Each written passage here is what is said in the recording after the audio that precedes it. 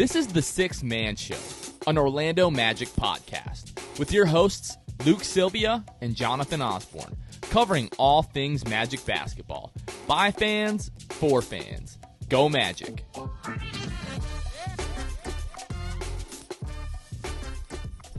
What's going on, Orlando Magic fans? You guys are back with the Sixth Man Show. Today is March 21st, 2022. Jonathan Osborne here. As always, I am joined by my co-host, Luke Sylvia. Luke, what's going on, bro? Well, I'm great because March Madness is underway. It feels like a holiday season. You got upsets left and right. You got Miami, 10 seed up on Auburn right now. Your Tar Heels as an 8 seed. That's right, baby. They're just taking down slaying giants. So it's a It was good a little time. hairy. It was a little bit hairy. Goes OT. You guys got the job done. I really thought OT put a fork in you, but I thought so too. ended up destroying Baylor in overtime. I thought so too. You're up 25 as soon as Brady Manek gets ejected from the game after hitting Sohan with the little elbow, which you don't love to see one of your better players do that, and then obviously he gets ejected from the game. A little bit questionable. Thought the refereeing the rest of that game was very questionable. But yeah, you go into OT and it's like, man, we were up 25. All of the momentum is gone.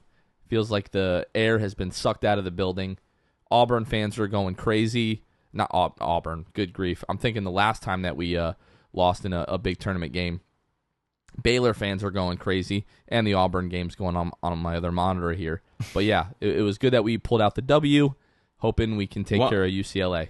I mean, somehow it wasn't like, North Carolina knocked off the 1 seed, but like the upsets just continued to happen yesterday. You had 11 seed Michigan beating 3 seed Tennessee by 8. You had St. Peter's, the Peacocks, Peacock 15ers. Nation, stand up. They beat Murray State, the 7 seed, 70-60. Memphis gave Gonzaga a run for their money, and Gonzaga pulls it out. And then today you got some fun games going on right now as well. Michigan State almost beat Duke. Michigan State, that game was way closer than the score indicated. 11 seed Iowa State takes down 3 seed Wisconsin. There's not many things like March Madness in terms of like entertainment value. I'm not like a huge college basketball guy during the regular season by any means. I'll keep up with it. I know who's good, who's not. I know when my Gators are trash and when they're good.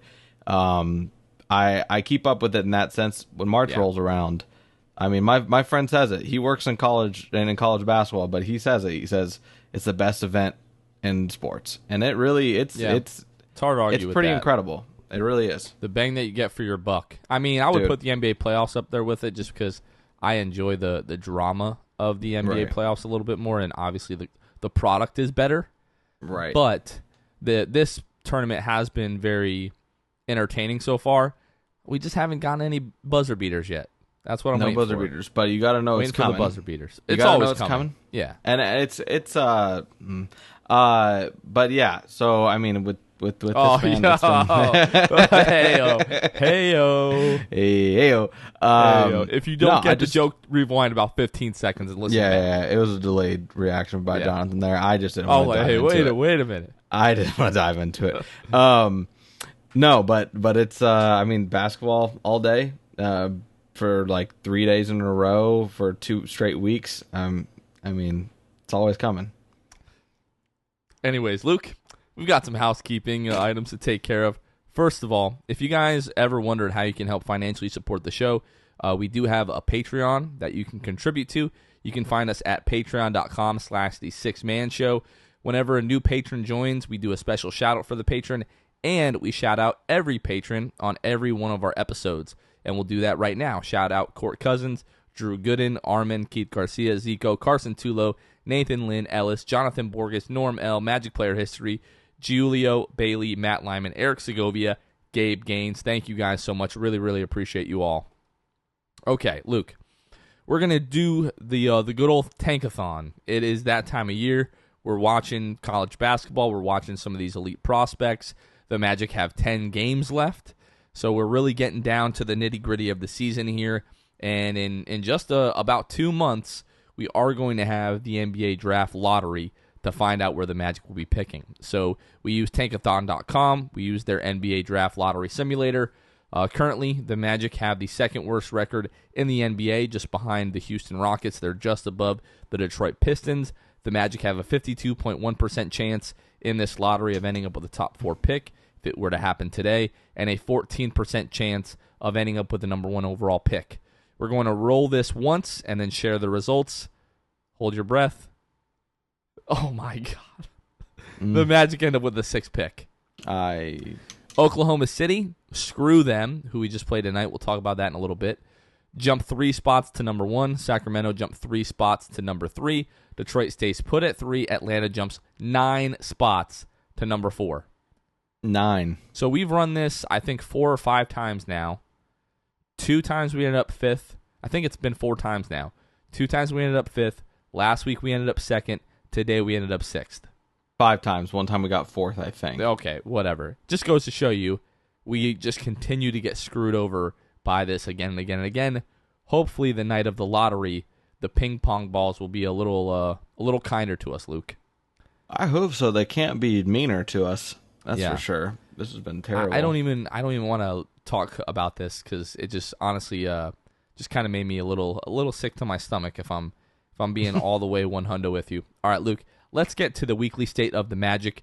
Your Orlando Magic went 1-2 on the week with a 150-108 dismantling by the Brooklyn Nets at home, a 134-120 loss to the Pistons at home. You know, Kyrie Irving dropping 60 points, Sadiq Bey dropped in 50 points, no big deal. And then tonight, your Orlando Magic win 90-85 at home over the Oklahoma City Thunder. This week, Luke brings them to a record of 19-53. They have the second worst record in the league, the worst record in the Eastern Conference. Coming into Sunday, they were 29th in offensive rating in the league, 21st in defensive rating, 28th in net rating. We've been talking for a couple of weeks now how since the beginning of the year, since the All-Star break, Magic have been one of the best defensive teams in the league. Again, coming into Sunday, over the past 7 days, the Magic were the worst team in terms of defensive rating in the entire league. When you're giving up 60 points to one guy, 51 points to another, that kind of tends to happen. The defensive rating kind of goes down the toilet. In terms of the injury report, it's still Jonathan Isaac out, Bol Bol is out, and Jalen Suggs has missed the last couple of games with the right ankle sprain. So, there's some talk that maybe we don't see Jalen the rest of the year. You've got just about 3 weeks left. You want these guys to be healthy going into the offseason. I feel like especially for Jalen, that's really, really critical. So I don't think, given the way that this team has handled injuries and how Jalen is just kind of, this ankle thing has been an issue for a little bit now, I wouldn't be totally surprised if we don't see him for the rest of the year, although maybe the Magic want to see him in some lineups with, like a Markelle Fultz or, something like that. Any thoughts on that? You think we see Jalen? I don't know. It depends. I mean, this team is very committed to the tank. I mean, very. Not as much as OKC, maybe. But it's debatable with the whole, JI thing. Markel's probably going to stay on a minute restriction longer than he needs to. I would not be shocked if that does happen, if Jalen does sit out the rest of the season, man. Like we've talked about before, you are this committed to the tank, you might as well just go all in. You only got a few weeks left in the season. Hold him out the rest of the year. Let him just continue to get healthy. I think that wouldn't be the worst thing. It is what it is at this point. It is what it is. That's just the way that this season feels. It kind of is what it is. So, Luke, going back before we talk and kind of break down these Magic games from the past week, before we do that, speaking of March Madness, we've had our eyes on a few prospects in particular. The Magic right now, again, are second, in terms of worst record in the league, hoping to end up with a top pick, top 3, top 4 pick.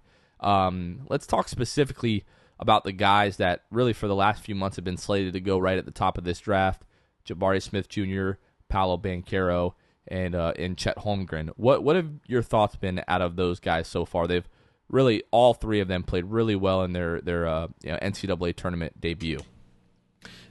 Yeah, I think that you start with Chet here, right? Because Chet's kind of the unicorn of sorts. I mean, he had an outrageous stat line in his first round. Let's see, I'm pulling that up here. Yeah, his first round there against Georgia State, obviously the 16 seed. You know, you see Chet put in 19 points and 17 rebounds, 5 assists, 2 steals, 7 blocks, and 0 turnovers. I mean, just an outrageous performance by Chet Holmgren. You kind of started to see. I mean, he held. He played well defensively against Memphis in that 1-9 matchup. You would have liked to seen more from Chet offensively. He only shoots the ball 7 times. He's 0 of 3 from 3. He's 9 points, 9 rebounds. You kind of look at his recent games here. Through 5 non-conference games against Texas, Duke, UCLA, Alabama, Texas Tech, he had averaged 9 points and 51% from the field, which is a lot different than his yearly averages. I think with Gonzaga being in the conference that they're in, and I think that they just play a lot of low-level teams, and unfortunately, it doesn't give you like the best look at these prospects. So with Chet, man, I think the frame scares a lot of people.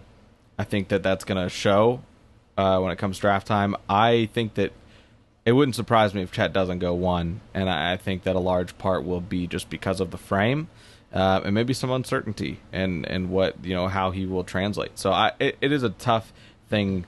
It's unfortunate for Chet just because he's still going to make a lot of money. He's probably still going to have like a good NBA career, but there's a lot in the air when it comes to him, and I think that he's got he's the one of the top prospects who probably has the most question marks just because of like those things. Yeah, I posed the question to our listeners a few days back of, convince me that I shouldn't be afraid of the frame, because I see it, and people want to compare him to Kevin Durant and Kevin Garnett and Giannis and Jonathan Isaac in terms of frame, and some of these other guys that we've seen be relatively successful in the league. Now you can look at Jonathan Isaac and be like, okay, yeah, he had a couple of good years, and then he's been really bit by the injury bug. I mean, only played, I think it was 27 games his rookie year. Plays most of the 18-19 season, and then the 19-20 season plays like 34 games, is hurt, comes back in the bubble, tears ACL, and now it's going to be 2+ years that we don't see Jonathan Isaac on the floor. So that, I mean, if you're using Jonathan Isaac as an example, like, I'm sorry, you're not helping the case here. You're not helping the question that I'm asking, which is why should I not be afraid about his durability? But when you compare him to guys like Giannis and KD and Kevin Garnett, even though at one point those guys were, kind of more lanky and on the slighter side, to me, Chet is the extreme of that. And I'm not saying this, to be mean or anything like that, but the kid does not have much more to him than skin and bone. He's like 195. This is a crazy stat. He is as tall as Joel Embiid. He weighs as much as Kyrie Irving. And I'm not concerned about whether or not he's going to be able to be competitive from a talent standpoint or a skill standpoint. I am just concerned that this is going to be a guy that you can count on for 60+ regular season games. And then the hope is with the Magic that we're going to be playing in the playoffs for years to come with this core that we have. Can you count on him to play 60+ regular season games and then 20 to 30 playoff games? Yeah, and I think that a big part of this really so first of all, you can't play 30 playoff games, but you can play up to 28 given every series goes to 7 games, but 15 to 20 playoff games, whatever. Point taken. And what you said there was important, which was you're not doubting his talent, like his skill. It's there. I mean, truthfully, regardless of what I said, like in terms of like his non-conference games, because he is in a weaker conference, what his performances have been, he has the intangibles, he has the IQ. One of the crazier things about his game, and you mentioned obviously one crazy stat regarding his height and weight, is on fast breaks where Chet Holmgren is the primary ball handler in transition. He is 10 for 10 leading those fast breaks. I mean, he has it. He can play on the wing. He's got the IQ. He obviously is making the right reads, the right passes on fast breaks as well. As a primary ball handler, like I'm not just saying he's just running down the court alongside and like streaking down the court. He is the primary ball handler in those situations, and he's 10 of 10. So he has all of the talent there. It really is like and the Magic aren't obviously in a spot to necessarily say like, what's our best fit, right? But if there was a worst fit of these top 3 guys, I think Chet is that worst fit. Solely because you're gonna have to wait, you're gonna have to wait like a couple years for this guy's body to fill out, if not 3 or 4, if even it's possible. That is my question. If it's possible, some people's frames just don't fill out. You know, people. I mean, I know people growing up, and obviously it's different when you're growing up. But like even to this day, I know people that just eat so much food they just can't gain weight. This is just them. So at that point, you just have to rely on building muscle. And Chet's gonna have to Chet would have to do that. Chet would have to be weights in the off season. Obviously, not much weights during the season, or else it's gonna mess up his shot, which he can shoot at the ball pretty well and play on the wing. But yeah, I think that Chet really is a few years of a project. I think he can contribute immediately, but when I say that, I don't think he can reach like even close to his ceiling without filling out first. Like if he can fill out and he can prove that and he can, work out and that's all he does is eat, work out, play basketball and sleep, then we'll see. But Chet really does have some question marks, and I would be very scared if the Magic were to draft him just because there's a lot of uncertainty. There's uncertainty with all these guys, but when it comes to your frame, something you can't help, that stuff is very scary. I would say if I didn't have the questions about Chet's frame, which may or may not be justified, I don't think we'll be able to answer that question for a while. If I was not concerned about his frame, to me he is like S tier in this draft. I feel like he would be clearly number 1. If he doesn't go 1, Jonathan, I am very confident in saying if he doesn't go 1, it is because they were concerned about his frame. Yeah. Because everything else, Jonathan, across the board, he is better than everybody else. Or so it seems. We'll see as March Madness continues. I think this is why a lot of people love this. Love tournament time is just because they get to see these prospects on the big stage with the bright lights. These aren't going to be conference, cupcake games for Chet Holmgren the rest of the way, especially. I'm interested to see how he fares because there were a couple plays there in his last game against Memphis where I was like, oh, that's not good. But I think it wasn't fair because the people that people showed highlights of or lowlights of Chet just getting bodied down low and just getting overpowered. At the same time, Chet did really well defensively, and I don't think that those highlights told the story. But I'm very interested to see what Chet does the rest of the way against top tier talent. And defensively for Gonzaga, he is very much playing the 5. He is not going to be playing the 5 in the NBA, at least not defensively. He's not going to be, at least for a long time, is not going to be guarding the Jokic's and Embiid's and guys like that. He's very much going to be a 4. And due in large part to the fact that Chet thrives even as a wing player. Like, Chet can do a lot of different things. Another thing to kind of note, as far as box score watching when it comes to Chet, looking at these games and being like, oh well, whatever, here and there. He didn't perform well here. He didn't have that many points. He's not getting touches like a Paolo is. He's just not. He's not getting touches like that. What you need to really look at is how many times does the opposing team not drive to the paint when Chet's down there. And because those are potential points. If you put anybody else in the paint, they're probably going to attack the paint, without, any type of fear. But when Chet's down there, it strikes fear into people because he's just so long. He's so long, and his IQ's so high. He knows how to anticipate and block shots. He's very good at it. So I think that you need, people need to actually watch these games, Jonathan. I don't think people should just take it on how many points he had or anything.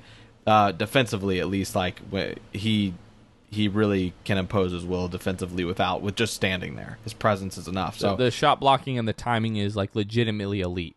It's incredible. I don't think there's any college player that I've ever seen that has the kind of anticipation and coordination and timing that he has when it comes to blocking shots without fouling.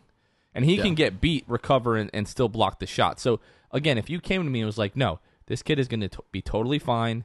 He's going to play 65 games in the regular season a year. He's going to be able to play, 15 to 20 playoff games. Then I'm taking Chet, and I'm not thinking twice about it because I think he is the most skilled guy. I mean, last year we saw Evan Mobley come out, and the thing with Evan was like, oh, he's, kind of a unicorn, like can handle the ball a little bit. As much as Evan Mobley can handle the ball, like Chet is even better at handling the ball than Evan Mobley is. And both of those guys, I don't think are going to, you're not going to run your offense through or anything like that. But like Chet is extremely, extremely skilled. Evan Mobley probably the better overall defender, like defending in space and on the perimeter and stuff like that. But I mean, they're both right there as shot blockers. So, and I spoke with a source who has spoken to NBA scouts, and a lot of them share the exact same concern that we're having about Chet's frame. If you're taking him at the top of the draft, can you trust that he's going to be healthy for 60 games a year for 10-plus years? And people just don't know that, obviously. All right, we're talking about Chet the most because he's definitely the most polarizing of these prospects. We just saw Paolo Banchero and Duke, with the win over Michigan State today. Through 2 games, what have you seen out of Paolo? Paolo, man, I mean, you sit down and watch him for all of 2 minutes, and if you get to see him get a touch on offense, which happens quite a bit, I mean, I texted you guys something along the lines of today, like, Paolo looks like an NBA player. I'm not saying that, like, he is already like there, and player. But he just plays like one, like his confidence, the way he looks on the court compared to those other guys that are even on his team, on the opposing team. You can just kind of look. You could like pause the game, look, and be like, okay, that guy is one of the top prospects. If you had somebody come into the room that had no idea about basketball and like point out the guy you think is going to get to the NBA, and they would point at Paolo. 6'10", 250. Tank. Yeah, and he's got a lot, man, and I think that, as far as he goes, his 3-point shooting obviously leaves some stuff to be desired there. I think that he's gotten better, and I'm not going to act like I've just like been watching Paolo, all season, right? But I based on what I've seen, what I've read, he's gotten better in terms of his ball handling and looking to be more aggressive. He can continue, like he can play through contact. I mean, he's a stud, man. He's a top 3 pick. And I think that he's probably the best out of these 3 guys that we're going to talk about, like finishing through contact and being aggressive there. But yeah, man, I don't know. Do you have kind of, what are your thoughts on Paolo and what you saw from him and what you kind of how he stacks up? Well, I'm not going to sit here and act like I've watched all 30 something games that Duke has played this year. I probably watched like 4 or 5 of his games, and I've been paying attention to Paolo like even before the Duke season started. Basically, like right after the draft last year, when I was like, okay, we're still going to be looking at a high lottery pick next year, and just kind of looking up who the guys were. And for a long time, it was like Chet or Paolo, and throughout the season, Jabari Smith Jr. has kind of put himself in that conversation. But Paolo, to me, like it's the strength, it's the physicality, it's he's 19 years old, and has all of he has an NBA body, like you said. The 3-point shooting isn't there, but the free throw percentage is fine, 73%. The form is fine. I think that's something that he can at least get to, the league average. I think you and I talked about that earlier. And what was so impressive to me today is a few minutes to go, Duke down 5, kid has the ball in his hands and is not afraid of contact, trying to get to the rim, trying to make a play, comes up with a big block on the other end. The kid was not afraid of the moment, and you can just tell, like, the kid has it. You can't really quantify what it is, but to me, Paolo has it. Like, it would not surprise me at all if this kid is a 5-10-time All-Star when it's all said and done in the NBA, just because of he has like natural ability that you can't teach. You can't teach 6'10", 250. His ability to run the floor, the playmaking ability, only averaged just over 3 assists. I think that's going to be a little bit different in the NBA if he's really given the ball in his hands all of the time. I mean, he gets plenty of field goal attempts with Duke, but he's got guys like Wendell, Moore, and AJ Griffin that he's sharing the ball with, and obviously sharing shot attempts with. So yeah, I mean, I'm all in on Paolo. We're going to talk about Jabari Smith Jr. in a minute, but I just think that if you do end up in the top 3, if you're the Magic, to me it's kind of hard to fault the pick, at least at the time. Time will tell, obviously, but yeah, I've been a big fan of Paolo, for a long time. He's a guy, even though he's not a great three-point shooter yet, still has the ability to create his own shot off of the dribble, gets to the rim, good at the free throw line, great body, good rebounder. I think he could probably play, anywhere from, the 2 to the 4 in the NBA, depending on what you're asking of him. Is he a crazy freak athlete? No, but 6'10", 250. I think he's going to be a good enough defender, to fit today's NBA, versatile, switching everything, all that kind of stuff. You put him with a guy like Jamal Mosley, he's going to get these guys working on the defensive end. So, I think that's something that he'll need. I think that from other things that I have seen about Paolo is that though he is a great shot blocker, obviously not Chet Holmgren, nobody's Chet Holmgren in terms of shot blocking ability in this draft class, but the concern has been, I listen, I hate hearing this word because I think of a certain guy on the Orlando Magic roster. They question his defensive motor sometimes, and that he kind of looks a little bit vulnerable when it comes to closing out. He can kind of get blown by, but I think, like you said, like that's very a lot changes when you go to the NBA. You obviously have better coaching. You have guys that can get into you coaching. Jamal Mosley will absolutely do that. Work with him to make him at least like to the point where he doesn't have to be hid. Doesn't have to be hidden defensively, and I think he can get there. That's not at all really what I'm worried about. I do just remember seeing that kind of critique there about Paolo's game. Yeah, I mean, people have kind of critiqued his motor and like his lack of laziness, I guess you would say, all season, like whether or not he's going to have that. I mean, had a couple of games this year, like 9 points, 8 points, 2 of 13 from the floor, right. 3 of 9 from the floor, but he's got 22 points, 23 still shoots points, over 50% from the field, I think, or close to it. And when it's winning time, he's a kid that you can put the ball in his hands, trust him to make plays. And we saw he had a great play, a great block last couple of minutes down the stretch, in tonight's Duke versus Michigan State game. So, when it's winning time, the kid is there and he's ready to make plays. I saw a tweet that, he might frustrate you on like a Tuesday in February, but, in April and in May, when it's, in the playoffs and it's winning time, the kid has what it takes to win. Now, you never want to question a guy's motor, but how many times does that really come to fruition where you like legitimately question a guy's motor? Mo Bamba, kind of fair. But how many times have we heard that, and how many times, like how many guys in the league are like, oh, that guy's motor. I think people try to make that a bigger deal than it actually is. If it actually becomes a problem in the league, then yes, it's warranted. But I feel like, especially coming into the league, a lot of people worry about that, and then it doesn't end up being a problem in the league. So that's just my 2 cents. But all right, let's talk about Jabari Smith Jr., who I think if the draft was today would be number 1 on a lot of Magic fans' draft boards, Luke. What have you seen out of Jabari Smith Jr. so far as Auburn's actually getting ready? They're in the second half here. Yeah, I mean, he's what, 6'10". He's a freak from 3. I mean, he can shoot the ball really well, Jonathan. Interestingly enough, like his, through the season, he's shooting 43.8% from the field, but he's shooting 43.3% from 3. He just excels shooting from beyond the arc. Like you said, he'd be, a lot of people's number 1 picks as far as it goes with the Magic. I think he's going to be the number 1 pick when it's all said and done come draft night. I just think that he is just like, he's ready. He's got, the safest floor, I'd say. Probably the highest floor out of all these guys, just because of his ability to shoot the 3 ball. Like I said, 42% or 43% on 5.5 attempts. He's doing all the things correctly, like in terms of getting himself open from 3 as well, right? Like he's got a just absolutely filthy, it don't matter if he's open.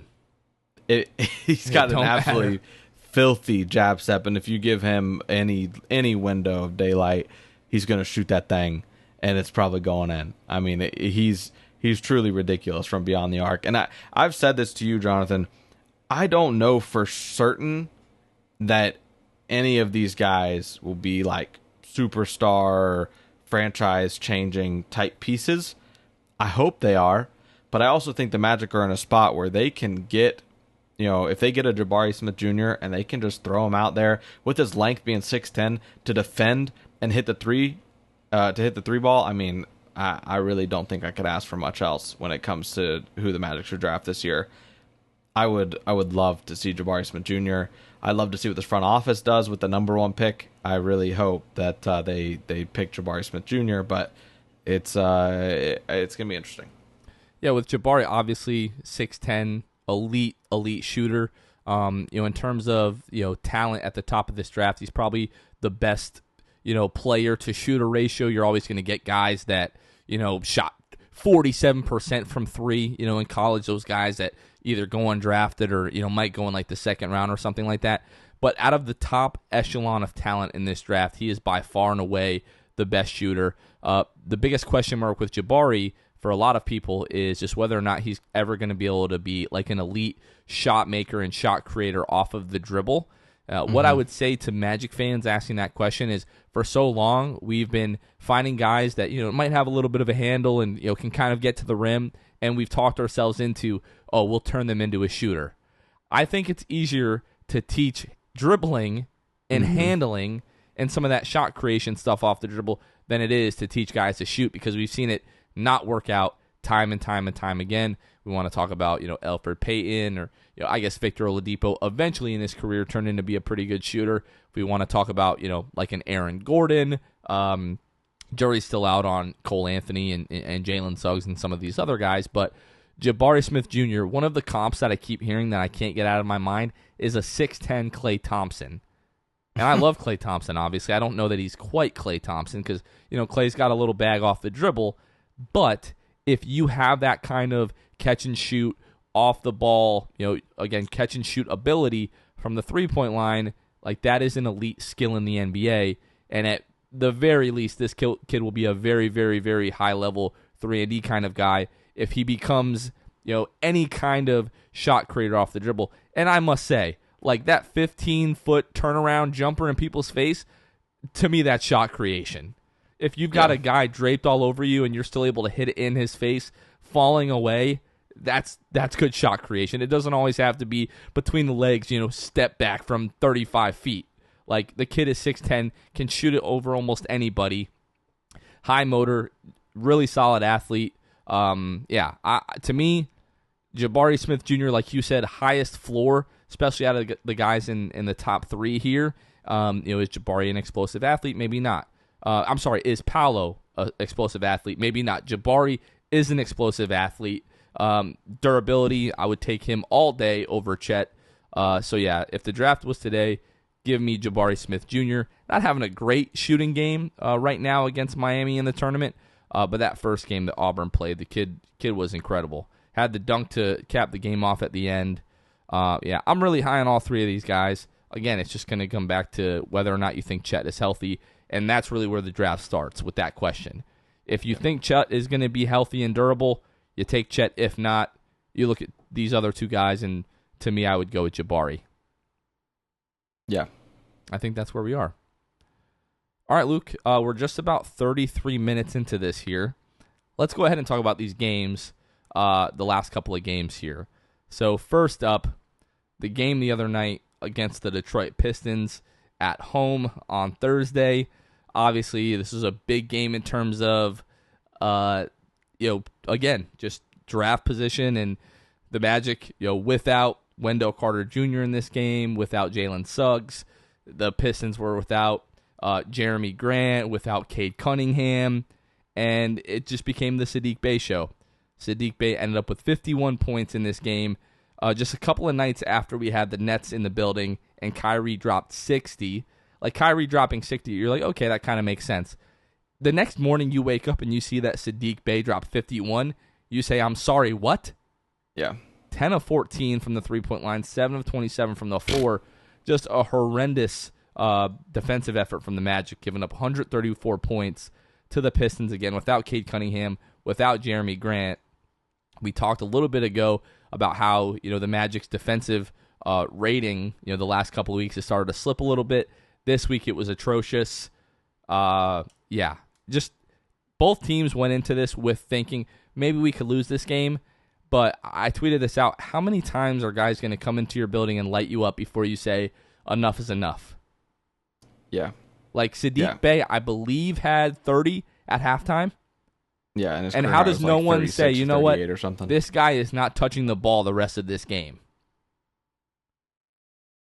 Yeah, it's just like, it's super frustrating, obviously, because you see, Franz has a good game, right? I mean, 26-5. Bamba has a double-double on 50% shooting. T. Ross, 50% shooting, 17 points. Like, there was performances wasted in this game. And a lot of it is just the fact that, like you said, they didn't want to play defense. Unless you are Steph Curry, Klay Thompson, Damian Lillard, one of those, like, elite three-point shooters, Jonathan, you don't shoot 10 of 14 from 3 without being open on a lot of those. Saddiq Bey just was getting whatever he wanted, whenever he wanted. 51 on 27 shots is ridiculous.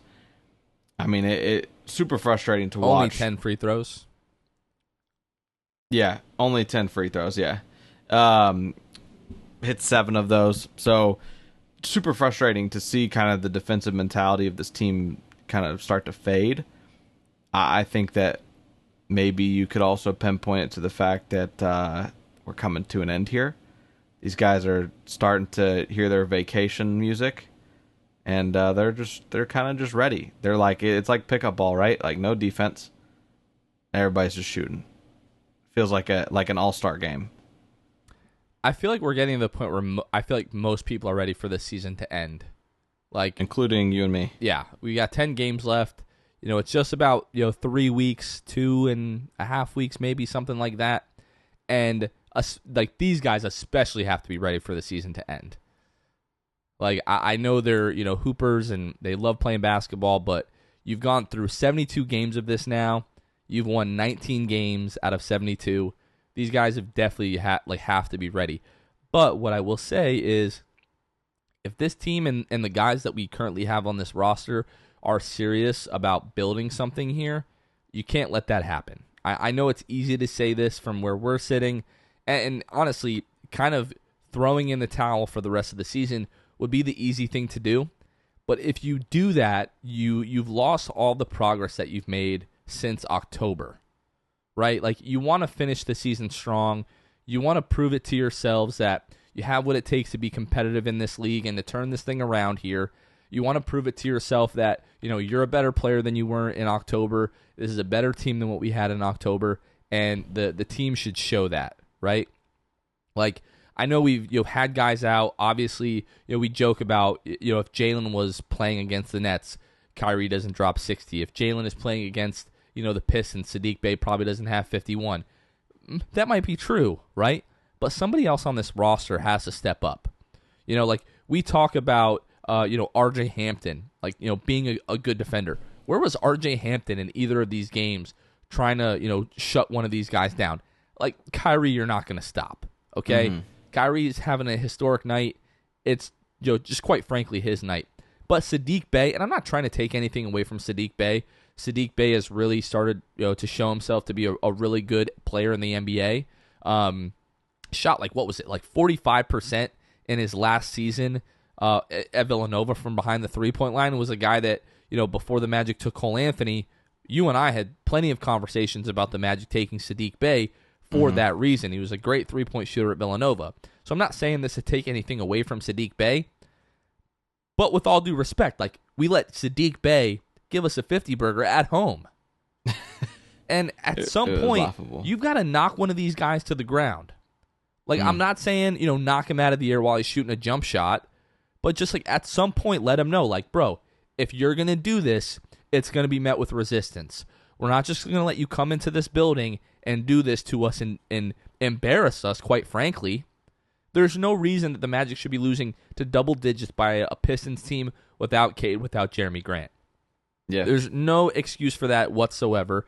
And, like, somebody's got to step up defensively. It's just, it's ridiculous. You know, you've had guys in this game, you know, like Admiral Schofield and, you know, Ignas Brazdeikis, but like just start throwing different guys. Throw 2 guys at him if you have to.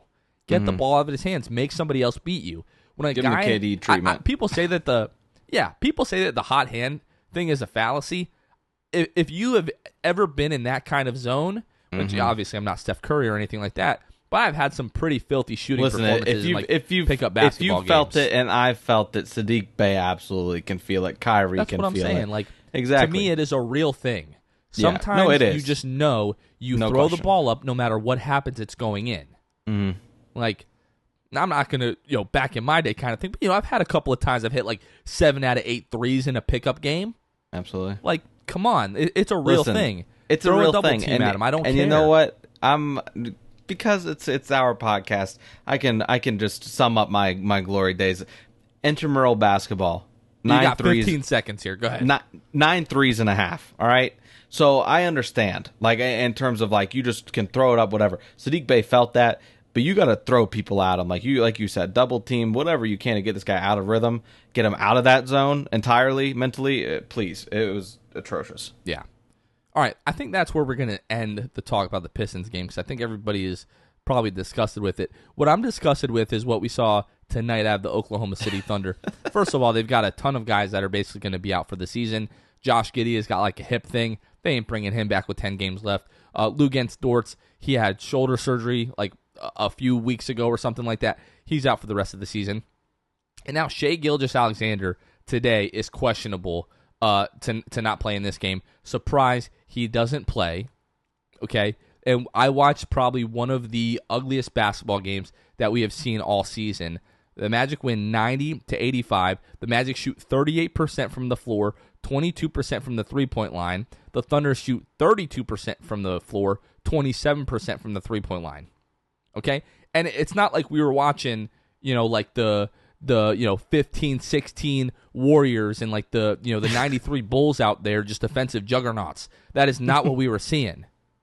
Okay? Maybe I should have said the 96 Bulls. You know, they were 72-10 or whatever. But this was just a horrible offensive game on the Magic for anyone not named Wendell Carter and R.J. Hampton. Okay?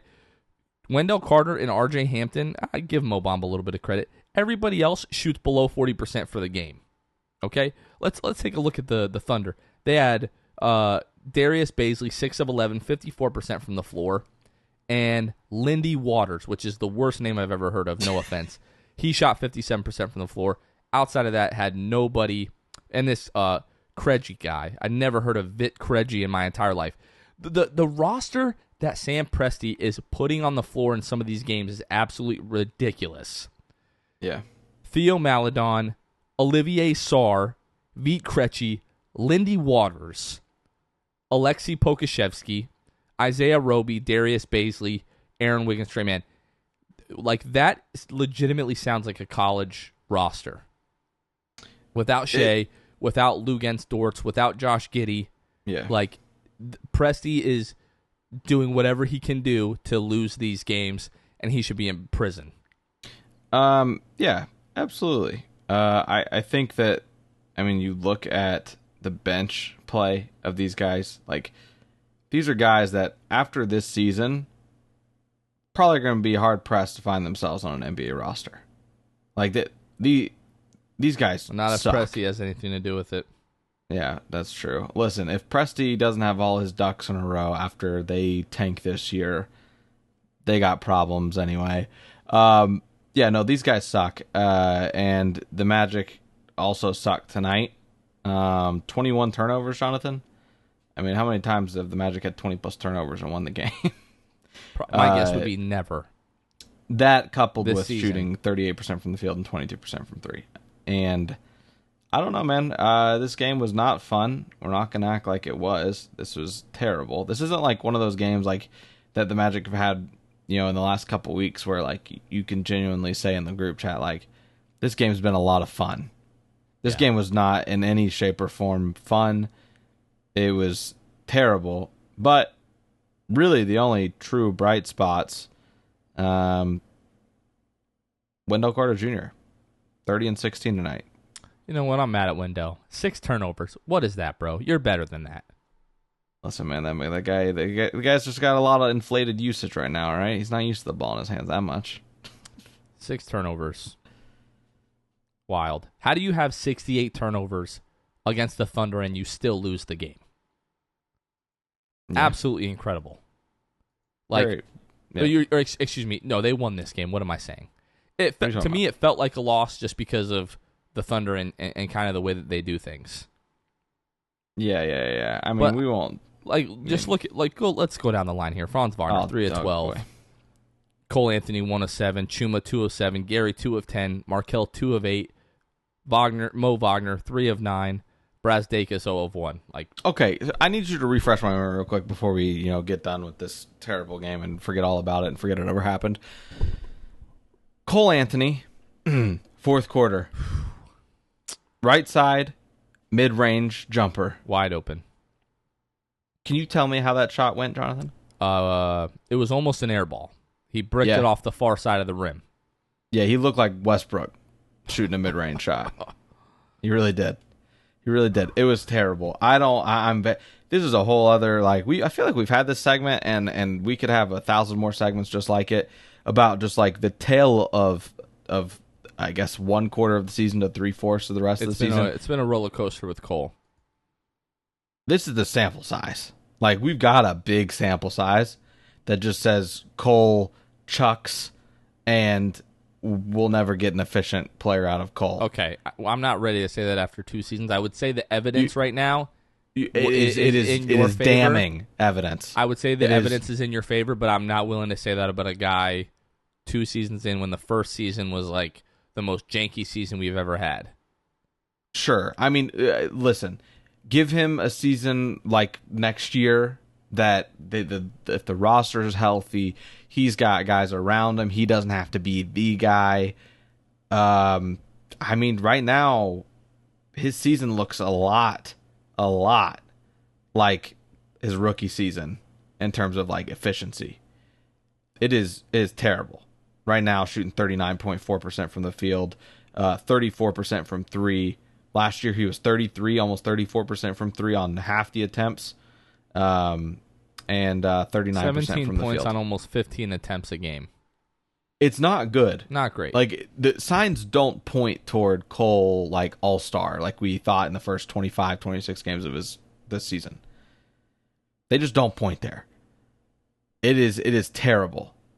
I mean, this team is bad, Jonathan. So therefore, he should be able to get his, and he's just not getting his. He'll have a highlight play every game. Don't get me wrong. He'll hit a filthy step back tonight, James Harden-esque type step back that people get mad about and say it was a travel, right? He has highlights, but it is atrocious. And I want Cole to be good so badly, but it's tough. And that shot tonight in the fourth quarter really irritated me. Yeah, especially, the Magic were down and then came back in the fourth. And when you're in the middle of a comeback, that is a shot that you have to have. Now, it just turns out that the Thunder are literally doo-doo cheeks, booty juice dog water. Yeah, preach. Mm-hmm. And Vienna sausage. That's the Oklahoma City Thunder. Mm. And I'm just so upset. And they employ Rob Hennigan, which is an individual that I don't appreciate guilty professionally. By association. I don't know him personally, obviously, but professionally, don't appreciate him. But Cole ends up wide open, a 12-foot jumper, and bricks it very, very badly. That's just a shot that the beginning of the year we could count on Cole to make, and now it's bruh, I could count on Cole to make a game winner.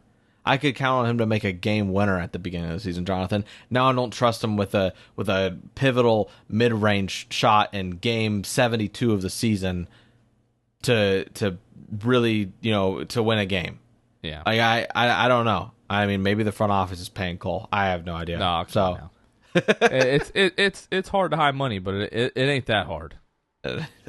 Jeez. So since the beginning of this year, Cole is averaging 14.9 points in 31 minutes on 13 field goal attempts a game, 36.9% from the floor, 32% from the 3-point line, 84% from the free throw line. I don't know what it is. Like, the form is not broken. Like, it's not the prettiest thing that you've ever seen, but he should be able to develop into a better three-point shooter than what we're seeing. I don't know if it's mental for a while there because he had so many injuries. I was trying to give him the benefit of the doubt with health. I feel like he's healthy. I mean, he did the dunk contest in Timberlands. I don't know what's going on. There's been some kind of change. I just need him to be efficient, Jonathan. That's all I need, and be competent defensively. But those are the two things. But listen to what I'm saying. Well, all I'm saying, defensively, that's going to be the kid tries. I will give him that, but just because of the size disadvantage, and he's not like the quickest laterally. Okay, you're right. So he's going to have challenges there. We'll forget the defensive note that I just made. I need him to be efficient. I mean, right now, if you didn't look at his number, his field goal percentages, which obviously are a huge thing, he's averaging 17, 5.7 assists, and 5.6 rebounds. If he can give me, like when Markel's back without a minute restriction, if this kid next year, Jonathan, can give us 15, 5, and 5, I'll be like, that's fine. And on good efficiency, right? I'll be like, that is great. Thank you, Cole. Like, that's all I ask of you. Even if it's freaking 12, 5, and 5. If he can facilitate and get rebounds as a guard, please. That's all I want. I feel like I'm not asking for a ton. With Cole, I'm looking at his game logs, and it really did start like at the change of the year. Like, obviously, he has like the crazy hot start. Okay, misses a handful of games, comes back, is still giving you 24, 26, 9, but then 33, 23, 21, 7, but then gives you 22, 26, 19. The efficiency started to tail off a little bit, but as we get into like January 9th and beyond, let me go ahead. I'm going to tailor this date range here specifically to January 9th and beyond. NBA's taking its time loading. Yeah, 14.4 points on 37% from the floor, 32% from the three-point line. And, I mean, again, I feel like the evidence is definitely in favor that Cole just might be like a, inefficient scorer, for the majority of his career. But, like, realistically, how many, like, super efficient high-level scorers are they? I feel like we know the names. You know what I mean? And, like, if he never becomes that, it's like most people don't become that. I just want him to shoot better than his percentages right now. If he can give me, like, 43, 44% from the floor, I don't feel like that is asking necessarily too much. As a matter of fact, what I'm going to do right now, Luke, is I'm going to pull up, like, players in the league that average, 18 points or more on 44% from the floor. Let me pull up some advanced filters here. Let's go ahead and do this. Yeah. Go ahead and talk while I do this. Talk about something. Yeah. Well, no. So basically, you're saying like if you can get to 44, you'll be all right with that. He's 39.4 from the floor right now. I mean, I guess like 44, 45 would be nice, but you got to bump up that 3-point, like 34%. On 6 attempts, like if you're gonna shoot like that from 3, give me like 3 attempts a game, man. Like dial it back. But it is what it is. I don't know. Did you find it? Yeah, I've got the list here. So it's obviously the people that you would think of: Joel, LeBron, Giannis, KD, Luka, Trey, DeMar, Kyrie, John Morant, Jason Tatum, Jokic, Booker, Donovan Mitchell, Kat, Levine, SGA, Bradley Beal, De'Aaron Fox, Anthony Davis, Jaylen Brown, Brandon Ingram, CJ McCollum, Siakam, Darius Garland, Jimmy Butler, Tyler Hero, DeJounte Murray, Chris Middleton, Miles Bridges, Terry Rozier, Kristaps Porzingis, Malcolm Brogdon, Bam Adebayo, Sabonis, Norman Powell, Drew Holiday, Bogdanovich, Valanciunas, and that's it. I just named a lot of guys, but you can't tell me that you wouldn't be happy if Cole turned into like any level of the production that any of those guys gives. What were the filters again? It was just greater than or equal to 18 points per game, and the field goal percentage greater than or equal to 44%. So those are like, I mean, a lot of those guys obviously are the highest scoring, most efficient players in the league. So yeah. I mean, I don't know that he'll. Maybe he will. But do we think that like he ever gets the chance to score 18 a game again, like with just like with a fully healthy roster? I don't know. I don't know that he does. Let's go to 16 a game. I would like to then get you're adding to, Nikola Vucevic, Desmond Bain, Christian Wood, Tobias Harris, Anthony Simons, Andrew Wiggins, Tyrese Maxey, Jordan Poole, Kyle Kuzma, DeAndre Ayton, Harrison Barnes, Keldon Johnson. I would love for Cole to shoot 44% from the field. But like, I don't think we're asking a ton for Cole Anthony to become Jordan Poole. Like, Jordan Poole is a guy that a lot of people had in terms of like maybe being like most improved player or sixth man of the year, and I think that he's proven that he's not that, at least yet. But if Cole Anthony becomes this year's Jordan Poole, I'm totally fine with that. Yeah, for those of you watching on YouTube, I almost just busted my butt before you guys run to the comments in this rolling chair. You could see the fear in my face, I'm sure. Yeah, I would love for Cole to get to 44%, 16 a game. I mean, I'd kill for that right now. Like, he's 39%, and the first 25, 26 games, the percentages were unreal.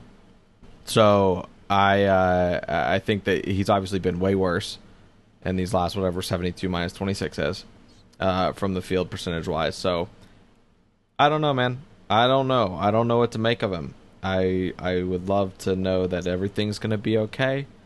And I'd like to sleep well at night knowing that. But I just don't know that with Cole. I don't know that he is ever an efficient shooter, scorer. But I'm rooting for him. Okay, so through the first 26 games out of Cole, it was 20.2 points per game.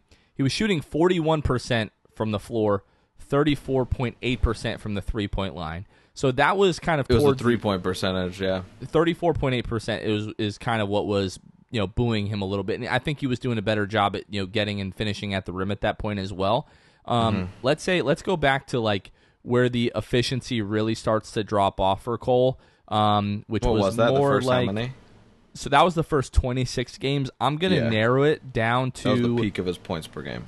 I'm going to narrow it down back to, let's see where the efficiency was still really, really great. Like the middle of December before he went out the second time. So I'm going to change this to December 15th. Right now I've got it from the beginning of the season to January 8th. I'm going to move this to, December 15th. Yeah. And he was at 19.9 points per game, still at 41%, but was at 36% from the three-point line. So I think it was his three-point percentage, Jonathan, that made me obsessed with his efficiency, which obviously now like it's 41%. Down. It obviously better than what he's doing now, but are we just like misremembering this? I'm going to narrow this down to the first 16 of the season before he got hurt even the first time. We're gonna narrow. We're really getting like here. You guys are getting like Jonathan and Kevin group chat conversation. Yeah, exactly. All right, in let's real run time it now. So this is the first 16 games, 19 points, still at 41%. What's his 3-point percentage? 3-point percentage was 36.6. We are I misremembering. We are misremembering how efficient he was because the 3-point and 36% isn't even like elite. What, 3-point wise? It's like above average, but I mean, it's above average. But I mean, right? If you gave me 36%, shooting right now from the 3-point line, I'd be fine with that. Yeah, you give me a full season of it, absolutely. Yeah, I think that now that I'm like remembering it better now as well, Jonathan, you guys are listening to this and we're like post All-Star break, he's at 35. Right. Why does it feel so drastic? I mean, the 3-point percentage is down a little bit post All-Star break, but he's at 36% from the floor. So the mid-range and those finishes at the rim are just not happening. Someone that's listening to this in real time, I'm not going to go through this now and make you guys wait for all this, but to find out like the beginning of the season to now, like the finishing at the rim and see if that was different, like attempts, efficiency, all that stuff. We're trying to Sherlock Holmes what has happened with Cole, and it's just not exactly adding up for me right now. He's not been as efficient. That's obviously a fact, but yeah, it just and the games at the beginning of the year weren't even relatively close. And it still felt like, oh man, Cole was like low key like blossoming into maybe an all-star. And yeah, it feels like we're having a little Mandela effect. We're kind of misremembering how efficient he was at the beginning of the year. I mean, it has a lot to do with the fact that he was averaging almost 20 a game, or he was averaging 20 a game at one point, like at the peak of the 26 game.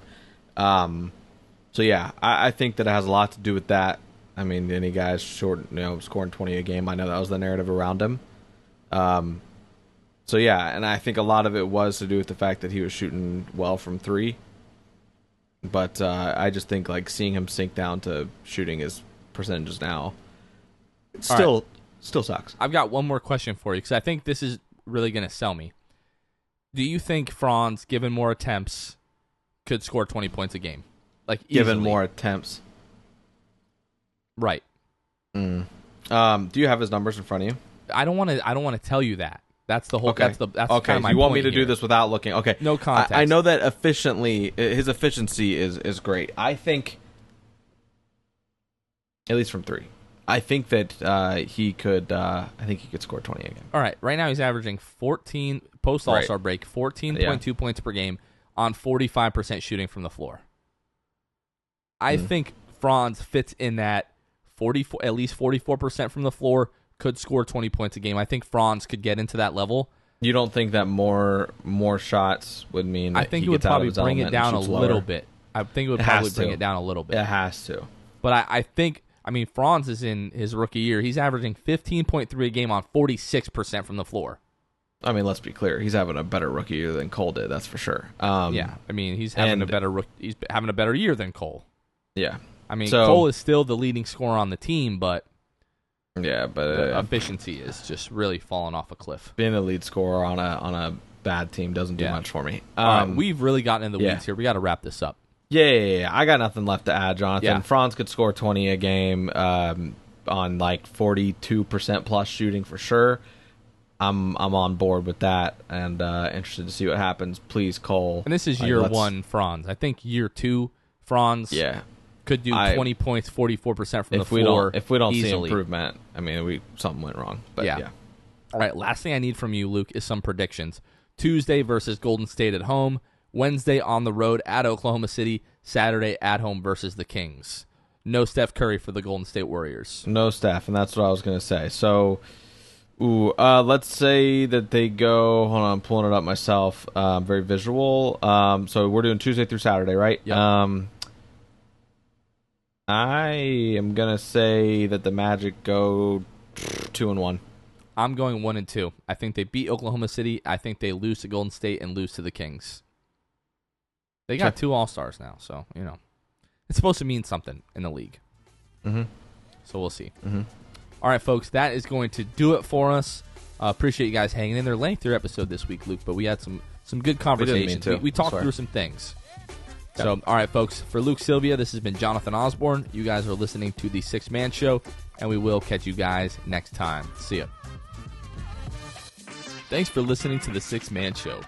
Be sure to subscribe on iTunes, Spotify, Google Play, and Stitcher to get new episodes downloaded directly to your phone. Please take a minute to give us a 5-star rating and a review. It would really help us out a lot. Follow us on Twitter and Instagram at Sixth Man Show and like us on Facebook. We'll catch you guys next time. Go Magic.